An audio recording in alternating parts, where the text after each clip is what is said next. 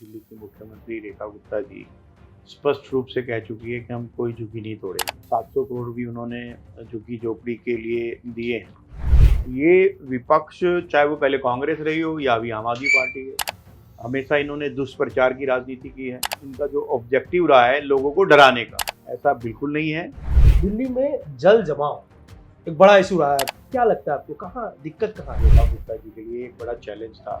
जो जल भराव हम दिल्ली में देखते थे उसको दिल्ली सरकार ने बहुत गंभीरता से लिया। क्या तैयारी रही है इस बार? 17 पॉइंट ऐसे चिन्हित किए जहाँ पर जल भराव होता था। हमारा कंपटीशन हमसे ही है। हम लोग लगातार चैलेंज को स्वीकार करते हैं। एक समस्या रही है कि दिल्ली में यमुना बड़ा मुद्दा रहा है। यमुना में लग रहा है आपको कुछ सुधार हुआ है? इसको बीजेपी ने एक चैलेंज के रूप में लिया है। बीजेपी के लिए यमुना एक मात्र नदी नहीं है, एक हमारे लिए यमुना माँ है। माननीय मुख्यमंत्री जी, हमारे उपराज्यपाल जी ने ये कमिटमेंट दी कि हम यमुना को निर्मल बनाएंगे, स्वच्छ बनाएंगे, अविरल बनाएंगे। जो भाजपा जो कहती है वो करती है। विपक्षों का ये आरोप है कि जो ये वर्तमान सरकार है ये हवा हवाई है। ये भ्रम की स्थिति पैदा करना ये आम आदमी पार्टी और कांग्रेस का काम। बीजेपी हमेशा डेवलपमेंट की बात करती है, गुड गवर्नेंस की बात करती है। जो मेरा पहला ऑब्जेक्टिव है कि मॉडल टाउन को सिर्फ मॉडल टाउन बनाए, कि लगे कि हम मॉडल टाउन में हैं। बहुत बड़ा विजन नहीं है हमारा, छोटा विजन है। नमस्कार, मैं हूं मृत्युंजय रॉय और आप देख रहे हैं पंजाबकेसरी.com। दिल्ली विधानसभा चुनाव के बाद भाजपा 27 सालों की वनवास के बाद दोबारा से सत्ता में आई है। जाहिर है जनता के बीच कई सारी उम्मीदें हैं इनके साथ जुड़ी हुई, और विगत 5 महीनों में इन्होंने क्या अपनी जो भी चुनावी वादे रहे हैं उस पर कितने खड़े उतर पाए हैं, इन तमाम सारी बातों को लेकर आज हम बात कर रहे हैं मॉडल टाउन के विधायक अशोक गोयल जी के साथ। सर, आपका स्वागत है पंजाब जी केसरी जी जी, बहुत बहुत धन्यवाद मृत्युंजय जी। मॉडल टाउन वैसे तो पॉश एरिया है और आसपास झुग्गियां भी हैं। सबसे पहली जो दिक्कतें आई हैं, मतलब कि विगत 5 महीनों में अभी जो शुरुआती है दौर, उसमें विपक्ष के पास एक बड़ा मुद्दा है झुग्गियों को तोड़ने का। आपके आसपास भी झुग्गियां हैं। आरोप ये भी है कि बांग्लादेशी वहां आके रहे हैं, रोहिंग्या है, उन लोगों को हटाया भी जा रहा है, यहाँ से भगाया जा रहा है, झुग्गियां तोड़ी जा रही है। क्या लगता है आपको कि आपने जो वादा किए थे उस पर कहाँ तक खड़े हुए? नहीं, देखिए, जो दिल्ली सरकार है, हमारी दिल्ली की मुख्यमंत्री रेखा गुप्ता जी स्पष्ट रूप से कह चुकी है कि हम कोई झुग्गी नहीं तोड़ेंगे। और इस बार का जो ऐतिहासिक 1 लाख करोड़ का बजट दिया है उसमें 700 करोड़ भी उन्होंने झुग्गी झोपड़ी के लिए दिए हैं, जिसमें कि वहाँ पर अच्छी सड़क बन सके, अच्छा कम्युनिटी सेंटर बन सके, शौचालय अच्छे हों, तो वहाँ पर आरोग्य मंदिर वहाँ पर स्टेब्लिश किए जाएं। तो कुल मिलाकर जब सरकार की इंटेंट यही है कि झुग्गी झोपड़ी में जीवन की जितनी बुनियादी सुविधाएं वो हो, तोड़ने की कोई इंटेंट ही नहीं है। ये विपक्ष, चाहे वो पहले कांग्रेस रही हो या अभी आम आदमी पार्टी है, हमेशा इन्होंने दुष्प्रचार की राजनीति की है। और इनका जो ऑब्जेक्टिव रहा है लोगों को डराने का जी। और फिर उनको एक वोट बैंक के रूप में इस्तेमाल करने का। चाहे वो हमारे अल्पसंख्यक मुस्लिम समाज हो, उनको भी डराने के काम करते हैं कि भाजपा आएगी तो भगा देगी आपको। जी। और इसी तरह से झुग्गी झोपड़ी के लिए भी कि जब भी बीजेपी आएगी तो आपको ये मकान तोड़ देगी, जबकि ऐसा बिल्कुल नहीं है। दिल्ली की मुख्यमंत्री स्पष्ट रूप से कह चुकी है कि वो हम किसी झुग्गी झोपड़ी को नहीं तोड़ने वाले। जी जी। एक चीज है, जैसे आपने भी कहा कि हिंदू मुस्लिम की एक राजनीति विपक्ष का एक बड़ा मुद्दा रहा है, लेकिन हर बार भाजपा इस पे कैसे मतलब सेट बैठ जाती है? बिहार चुनाव होना है, बिहार चुनाव में सर्वे चल रहे हैं, उनका कहना है कि बड़े लेवल पे लोगों को हटाया जा रहा है, वोटर लिस्ट से दाम हटाया जा रहा है।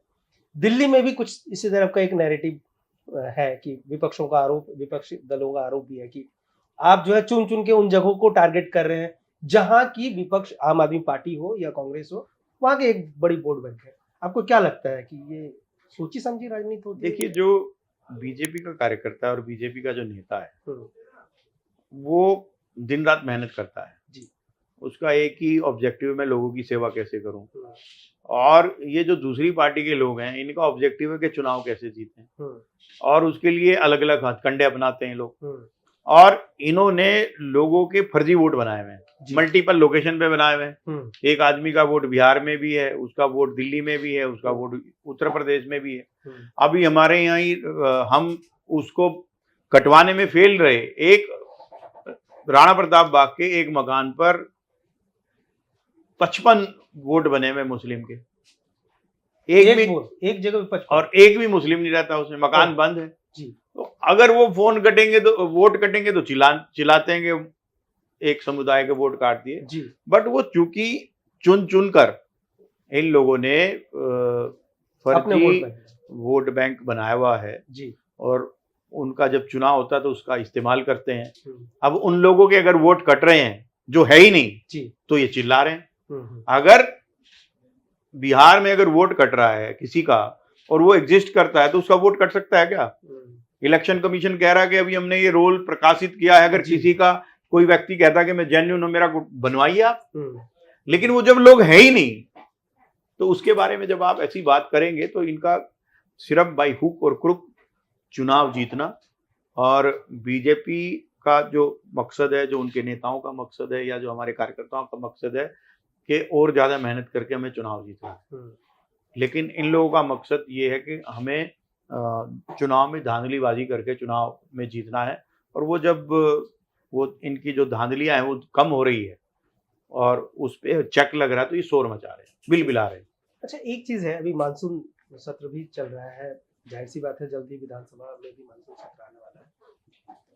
दिल्ली में जल जमाव एक बड़ा इशू रहा है पिछले साल, अगर देखा जाए तो ITO में लंबे समय तक वो मिंटो ब्रिज है, इस तरह से आपके एरिया में भी एक त्रिपुरिया गेट पे जब आप बता रहे थे कि वहां पे भी जल जमाव का है।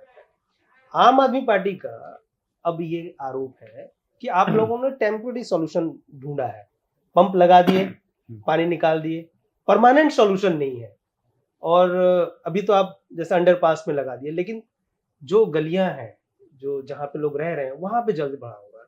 क्या लगता है आपको, कहाँ दिक्कत कहाँ है? नहीं, देखिए, ये जो बीजेपी की जो सरकार का और हमारी दिल्ली की मुख्यमंत्री रेखा गुप्ता जी के लिए एक बड़ा चैलेंज था कि 4 महीने में ही बारिश आएगी, और जो जल भराव हम दिल्ली में देखते थे, जो 1-1, 2-2 दिन तक रहता था, लोग नाव चलाते थे, पूरी गाड़ी उसके अंदर चली जाती थी, कई गाड़ी बहने लगती थी जी। इस तरह के जो दृश्य हमने देखे हैं, जो अखबारों की सुर्खियां हुआ करती थी, जो एक बड़ा चैलेंज था। उसमें हमारा मिंटो ब्रिज भी है और हमारी मॉडल टाउन विधानसभा में त्रिपोलिया गेट भी है। ऐसे कई चिन्हित स्थान थे और उसको दिल्ली सरकार ने बहुत गंभीरता से लिया। तो उसमें चाहे वो PWD हो, चाहे वो डूसिब हो, MCD हो, सभी एजेंसीज ने एक साथ मिलकर काम किया जी। और मैं चूंकि मॉडल टाउन विधानसभा को मैं नजदीक से देख रहा था, तो हमने ऐसे ऐसे नालों को डिसिल्ट किया है जो पूरी तरह से जमे हुए थे और उसके अंदर मिट्टी जमी हुई थी जी। और ऐसा लग रहा था कि जैसे पता नहीं कितने वर्षों से ये नाले कभी साफ ही नहीं हुए। अच्छा। और जब वो नाले साफ हुए, सिल्ट निकली, तो पूरे जब सिल्ट निकलती है तो वो सड़क पर जाहिर है 5-6 दिन रहती है, तो सारी दुनिया देखती है उसको। और इसके साथ साथ जब कोई ड्रेन की जगह मान लो एक साथ वहां पर 10,000 लीटर पानी जा सकता है और 1 लाख लीटर गिरेगा, तो आपको टेम्परेरी सोल्यूशन भी चाहिए, उसके लिए पंप भी लगाए गए। और आज आप ये देखेंगे कि त्रिपोलिया गेट पे जहाँ पे 8-8 घंटे तक जाम रहता था, पानी भर जाता था, तो विदिन 1 आवर पानी वहां से निकल गया, तो बिल्कुल साफ था पानी। ऐसे हमने अपनी असेंबली में करीब 17 पॉइंट ऐसे चिन्हित किए जहां पर जल भरा होता था, हमने वहां पर पंप भी लगाए। तो ये जो आम आदमी पार्टी आरोप लगा रही है, तो ये भी लगा सकते थे, आपने क्यों नहीं लगाए? क्या आपका मकसद ये था कि लोगों को डूबकर मरने दें, उसमें लोगों को करंट लग जाए, लोग एक्सीडेंट में फंस जाएं या जाम में फंस जाएं? क्या आरोप लगा? आपका आरोप क्या है कि टेम्पररी सोल्यूशन क्यों दिया? आपका आरोप ये होना चाहिए क्या? आपका आरोप ये होना चाहिए था कि 1 घंटे भी क्यों हुआ, तब तो आपकी बात मानते हम। और हमारा जो टारगेट है वो ये है कि 1 घंटे भी जल भराव ना हो। अगर 1 घंटे भी हुआ है तो हम इसको और इम्प्रूव करेंगे। हमारा कंपटीशन हमसे ही है कि बीजेपी का कंपटीशन बीजेपी से ही है, क्योंकि सुशासन की, गवर्नेंस की बात बीजेपी करती है। इन लोगों ने कभी डिसिल्टिंग नहीं की, कभी नाले साफ नहीं किए, और जब एक साथ पानी गिरेगा तो जलभराव तो होगा, लेकिन उसको निकालने की नीति क्या आपकी? कि ड्रेन साफ हो ताकि निकल जाए। अगर एक साथ ज़्यादा जमा है तो पंप से थोड़ा वो साइड में उसको डाल दिया जाए। मतलब बहुत तो कम टाइम कुल में आप लोगों ने मिलाकर बढ़िया कोशिश की। आपने सिर्फ मॉडल टाउन विधानसभा नहीं, पूरे दिल्ली के अंदर आपने देखा जी। होगा कि कल 2-3 बजे के बाद से दिल्ली में नॉर्मल स्थिति थी। और मैं कह सकता हूं कि मॉडल टाउन विधानसभा में 2 बजे के बाद से सब रोड के ऊपर से पानी निकल गया था। और ये 7वीं 8वीं तेज बारिश थी। हम लोग लगातार चैलेंज को स्वीकार करते हैं और बारिश है तो बारिश के दिनों में बारिश होगी ही। और हम लोग, हमारे पीडब्ल्यूडी के ऑफिसर्स, हमारे जल बोर्ड के ऑफिसर्स, हमारे डूसिप के ऑफिसर्स, एमसीडी के अधिकारी, सब लोग सड़कों पे थे। और हम लोग फोन पे भी टच पे थे पूरे असेंबली में, और स्वयं भी सड़क पे थे। जैसे अभी आपने कहा कि हर वर्ष ये देखा गया है अनुमन की जल भराव के कारण, करंट लगने के कारण लोगों की मृत्यु भी हुई थी। पिछले वर्ष ऐसे ही करोल बाग में एक घटना घटी थी जिसमें एक पीजी के उसमें चलाया था, तैयारी कर रहे थे लोग, उसमें पढ़ाई कर रहे थे और करंट लगने से भी एक यूपीएससी के स्टूडेंट की जो है मौत होती है। क्या तैयारी रही है इस बार? खासकर उस समय ये कहा गया था कि जितने भी पीजीज हैं उस पर देखेंगे कि कहाँ पे कमियां रही हैं, क्या करें। आपकी सरकार बनी है अब, आप लोगों ने उस पर क्या काम किया? आपका एरिया भी जो है दिल्ली यूनिवर्सिटी से जुड़ा हुआ है। नहीं देखिए, पिछले 27 वर्ष का जो गड्ढा है इसको ठीक करने में समय तो लगेगा, लेकिन जो दिल्ली सरकार की जो इंटेंट है वो ये कि हम 1 बाय 1 समस्याओं को चैलेंज ले रहे हैं। जैसे शिक्षा की व्यवस्था को, अभी एडमिशन थे तो शिक्षा की व्यवस्था को लेकर हमारी दिल्ली सरकार, हमारे शिक्षा मंत्री बिल लेकर आए। जल भराव का मुद्दा था तो उसके लिए हम लोगों ने लगातार काम किया। और बिजली की जो समस्या है उसको लेकर शालीमार बाग से पायलट प्रोजेक्ट शुरू हुआ कि जिसमें अंडरग्राउंड वायरिंग, जो कि कुछ 1 या 2 वर्षों में पूरे दिल्ली में इस चैलेंज को स्वीकार करके जो सड़कों पर वायरिंग आपको नजर आती है, जिसका आप जिक्र कर रहे थे कि जिसकी वजह से दुर्घटना होती है, तो अगले 2 सालों के अंदर या 3 सालों में पूरे दिल्ली के अंदर जब वायर अंडरग्राउंड होंगे तो ये समस्या एड्रेस होगी। क्योंकि आज पूरे दिल्ली में जो तारों का जो जाल है ये बहुत ही खतरनाक है।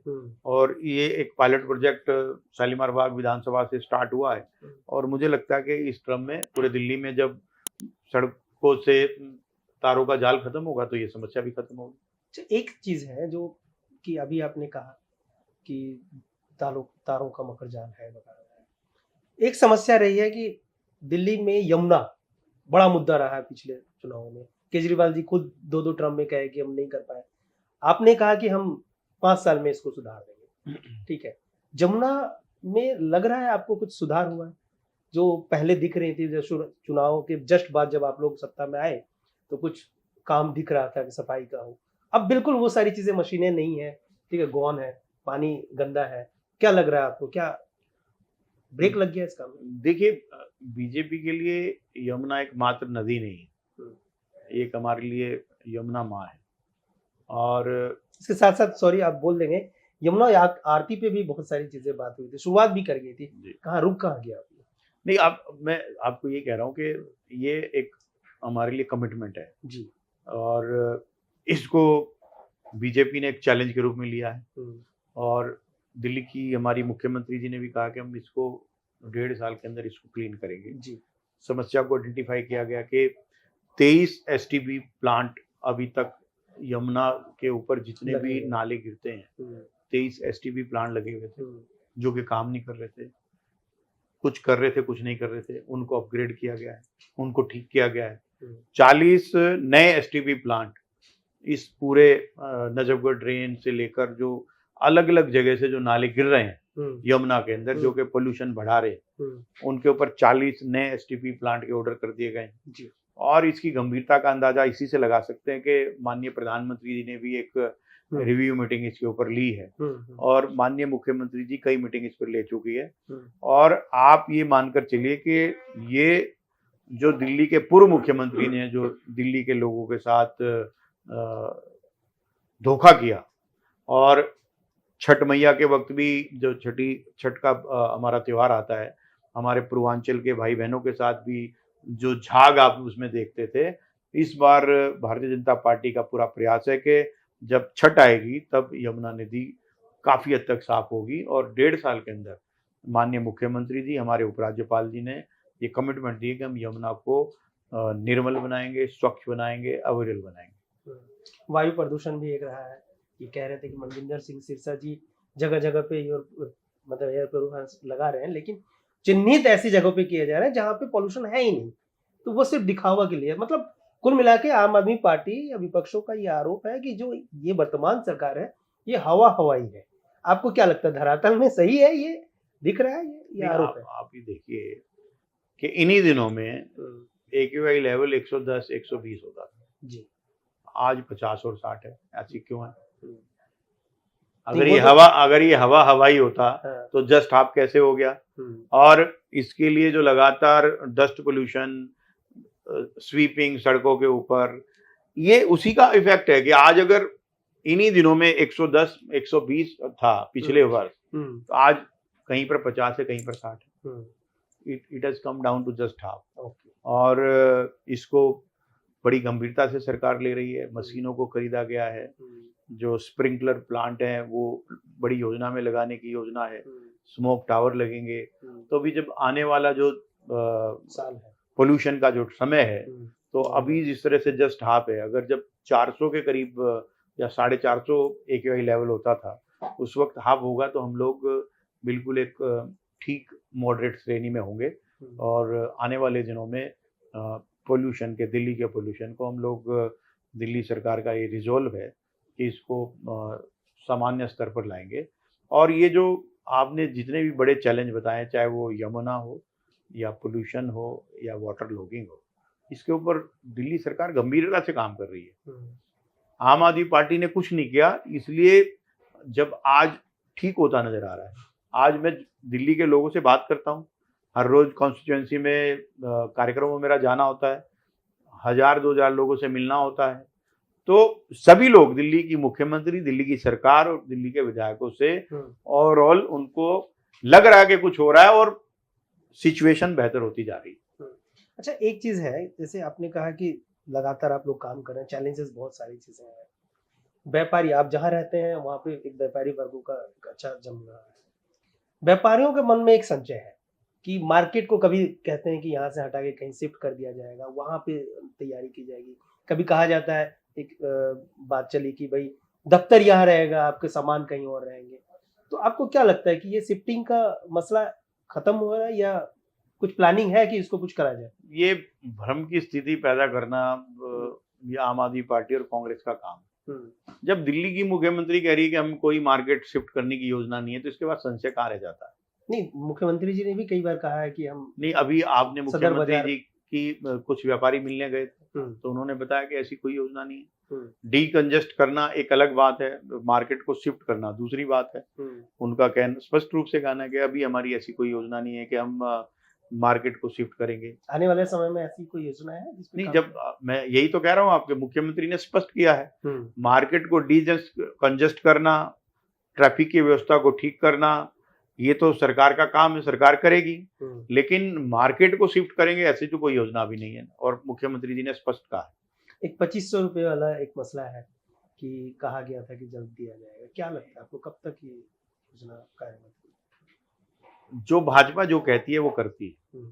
और आपने देखा होगा कि जितने भी वादे भाजपा ने आज तक किए हैं अपने संकल्प पत्र में, चाहे वो केंद्र सरकार का हो, मुश्किल से 99% की उसमें एक्यूरेसी है कि हमने उनको पूरा किया है। इसी तरह से जो दिल्ली सरकार, हमने जब चुनाव लड़ते वक्त जो बातें किए थे, ये निश्चित है कि हम लोग उन सबको पूरा करेंगे। जो 2500 रुपये हमारी दिल्ली की गरीब हमारी बहनों के लिए जो घोषणा हुई थी, उसके लिए सरकार ने अपने 1 लाख करोड़ के बजट में प्रोविजन किया है। उसके लिए एक मंत्रिमंडल का एक समूह बना है, वो उसके ऊपर काम कर रहा है। और आने वाले दिनों में जब उसकी रिकमेंडेशन आ जाएगी, उनका एक क्राइटेरिया तय हो जाएगा, तो उनको मिलेगा। मैंने विधानसभा में भी कहा था हमारी बहन आतिशी जी को कि आपको नींद इसलिए नहीं आ रही क्योंकि आपने घोषणा की थी मैं 1000 रुपये दूंगी बहनों को। मुख्यमंत्री आप थे नहीं मुख्यमंत्री, तो आपने तो घोषणा मंत्री थे। अरविंद केजरीवाल जी ने आपको घोषणा तो करवा दी, लेकिन आपकी बेइज्जती हो गई क्योंकि आप कर ही नहीं पाए उसको। तो अभी भी सपने आ रहे हैं आपको। ऐसे ही आपके पंजाब के मुख्यमंत्री हैं मान साहब, जो घोषणा करके बैठे हुए हैं, 3 साल से ऊपर हो गए। तो ये चिंता छोड़ोगे दिल्ली में रेखा गुप्ता जी आपको 2,500 रुपये देगी कि नहीं देगी? वो देगी, ये वादा है। बीजेपी ने जो कहा वो किया है, लेकिन पहले आप माफी मांगोगे। आपने कहा था 1,000 रुपये हम देंगे हमारी सरकार में, आपने नहीं दिए। दिल्ली में उन्होंने 1,000 रुपये पिछले बजट पे कहा था कि हम देना शुरू कर देंगे। चुनाव से पहले उनको माफी मांगनी चाहिए दिल्ली की हमारी बहनों के साथ, और माफी मांगनी चाहिए पंजाब की बहनों के साथ। और मैंने कहा था कि एक बस यहाँ से इकट्ठे करो, हम भी चलेंगे आपके साथ। चलते मान साहब के बाद कब दोगे? 3 साल हो गए। और ये वादा है दिल्ली की मुख्यमंत्री का और बीजेपी का कि हम 2,500 रुपये जो महीना वादा किया है वो देंगे। आगामी कुछ दिनों में विधानसभा का सत्र भी है, क्या लग रहा है इस बार विधानसभा सत्र भी कैग रिपोर्ट में ही धूमिल हो जाएगी, या कुछ योजनाएं हैं जो आप लोग काम करना चाह रहे हो? देखिए, जो बीजेपी की सरकार है हमेशा पॉलिसीज के ऊपर लगातार काम करती है, चाहे वो शिक्षा नीति हो और या प्रदूषण को लेकर, एनवायरनमेंट को लेकर हो, या इंडस्ट्री के लिए हो, या ईज ऑफ डूइंग बिजनेस हो, इसके लिए लगातार काम कर रही है। उनसे संबंधित बहुत सारी चीज़ें विधानसभा में आएगी। और सीएजी की रिपोर्ट भी जाहिर है कि जो पिछली सरकारों ने चोरी की है उसका हिसाब तो उनको देना पड़ेगा। हर विपक्ष का आदमी जो चोर है वो कहता कि हमें पकड़ लो, हमें पकड़ लो, अगर हमने चोरी की है तो। अरे साहब, चोरी की है तो आपको पकड़ा ही जाएगा, लेकिन सरकार का काम करने का तरीका है, एजेंसीज का काम करने का तरीका है। आपके ऊपर एफआईआर दर्ज है, जांच होगी, आप अंदर भी जाएंगे। लेकिन ये कहने से हमें अभी कर लो, अभी कर लो, सरकार थोड़ा ना करेगी ऐसा। सरकार अपने तरीके से काम करती है, और जो आपने पुराने पाप किए हैं उसका हिसाब तो देना ही पड़ेगा, और एजेंसी अपना काम करेगी।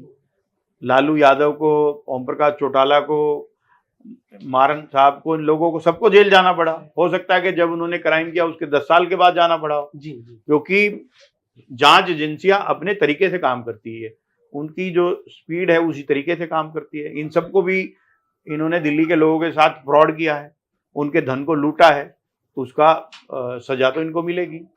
और बीजेपी हमेशा डेवलपमेंट की बात करती है, गुड गवर्नेंस की बात करती है। हम लोग इन्हीं मुद्दों को लेकर विधानसभा में हमारी सरकार जाएगी, और विपक्ष का काम है उसको डिसरप्ट करना, और जब उनकी चोरी की बात आती है तो भाग जाते हैं सदन को छोड़कर। उनको फेस करना चाहिए, और कंस्ट्रक्टिव डायलॉग इस सेशन में विपक्ष को करना चाहिए, क्योंकि हम सब लोग मिलकर दिल्ली के विकास की बात कर रहे हैं। आखिर वो भी कहीं से एमएलए चुन के आए हैं, उनको भी दिल्ली के विकास की बात करनी चाहिए, उनको भी दिल्ली कैसे बेहतर बने। आप नहीं बना पाए, लेकिन अभी तो मिलकर हम लोग एक दिल्ली को बेहतर दिल्ली बनाएं, स्वच्छ दिल्ली बनाएं, कम से कम विकसित भारत की राजधानी हम विकसित दिल्ली तो बनाएं। इसके लिए मिलकर प्रयास करना चाहिए। कोई एक ऐसा काम जो आप करना चाहते हैं, जो आपकी इच्छा में है कि भाई इसे करना है? देखिए, हम मॉडल टाउन विधानसभा बहुत समस्याओं से घिरी है। हमने जो सबसे बड़े चैलेंज थे वहाँ पर, सबसे पहले सभी सीवर की लाइन चौक थी। वहाँ पर बहुत जगह सीवर और पानी की लाइन टूटे होने के कारण मिक्स हो रही थी। वहाँ पर सड़कें वहाँ पर टूटी हुई हैं। ऐसा लगता नहीं कि जैसा कि नाम है मॉडल टाउन, कि ऐसा कोई जगह हो वहाँ पर। बुरी हालत वहाँ पर पिछले 27 वर्षों में हुई है। तो कुल मिलाकर जो मेरा पहला ऑब्जेक्टिव है कि मॉडल टाउन को सिर्फ मॉडल टाउन बनाए हम, कि लगे कि हम मॉडल टाउन में हैं। तो हमने सीवर की समस्या पे बड़ा काम किया है, वाटर की समस्या पे बहुत काम किया है। इन 4-5 महीनों में करीब करीब 40 से 45 सड़कों का नए सड़कें बनवाई है, और आने वाले दिनों में हमारा टारगेट है कि हर सड़क जो कि मॉडल टाउन में है वो टूटी ना हो, एक बन जाए, लोग चलने लायक तो हो जाए, उस पर एक्सीडेंट ना हो। तो अभी बहुत बड़ा विजन नहीं है हमारा, छोटा विजन है। क्योंकि देश की राजधानी में अगर चुनाव टूटी हुई सड़कों के लिए हो, देश की राजधानी में चुनाव सीवर की समस्या के लिए हो, देश की राजधानी में चुनाव घर में पीने का गंदा पानी आ रहा हो, तो ये हम सब के लिए शर्म की बात है। और इस बार हम ये चाहते हैं कि कम से कम ये अगला चुनाव इन समस्या के लिए ना हो। आज लोगों की हालत ये हो गई है कि वो कहते हैं मेरा सीवर ओवरफ्लो कर रहा है, मेरे पास गंदा पानी आ रहा है, मेरी सड़क टूटी हुई है। इन सब चीज़ों से लोग ऊपर उठकर एक बड़े डेवलपमेंट की, बड़े विजन की बात करें, तो ये मेरा मकसद है कि हम बुनियादी सुविधा मोरडाम विधानसभा में दें। चैलेंजेस बहुत है, समय बहुत कम है, और मुझे उम्मीद है कि भाजपा आने वाले 7 सालों में जो भी चुनावी वादा उन्होंने किए हैं वो उस पर खड़े उतरेंगे। आप देख रहे हैं पंजाब केसरी.com।